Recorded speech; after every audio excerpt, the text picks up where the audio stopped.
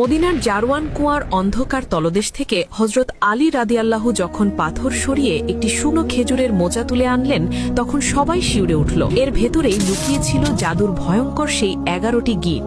নবীজি বেশ কিছুদিন ধরে প্রচণ্ড অসুস্থ। জিব্রাইল আলাইহিসসালাম এসে জানালেন, ইয়া রাসূলাল্লাহ, লাবিদ নামের এক ইহুদি আপনার চুল ও চিরুনি সংগ্রহ করে কালো জাদু করেছে, আর সেই জাদুর জিনিসগুলো একটি শুকনো মোচার খোসায় ভরে কুয়ার পাথরের নিচে চাপা দিয়ে রেখেছে। দৃশ্যটি ভাবুন। আলী রাদিয়াল্লাহু সেই জাদুর উপকরণ নবীজির সামনে নিয়ে এলেন। মোচার ভেতরে ছিল একটি সুতা বা তন্তুতে 11টি শক্ত গিট। জিব্রাইল আলাইহিসসালামের নির্দেশে নবীজি সূরা ফালাক ও নাস পড়া শুরু করলেন। তিনি একটি করে আয়াত পড়ছেন, আর জাদুর সুতার একটি করে গিট আপনা আপনি খুলে যাচ্ছে। 11টি আয়াত পড়ার পর 11টি গিটই খুলে গেল। গিটগুলো খোলার সাথে সাথেই নবীজি এমনভাবে সুস্থ হয়ে উঠলেন, হাদিসের ভাষায় যেন এতক্ষণ তাকে শক্ত রশি দিয়ে বেঁধে রাখা হয়েছিল, আর এখন তিনি মুক্ত। কোরআনের এই 2 সূরার সামনে পৃথিবীর কোনো জাদু টিকে পারেনি। জাদু ও শয়তানের ক্ষতি থেকে বাঁচতে সূরা ফালাক ও নাস বেশি করে পড়ুন। সঠিক ঘটনাগুলো জানতে চ্যানেলটি সাবস্ক্রাইব করুন।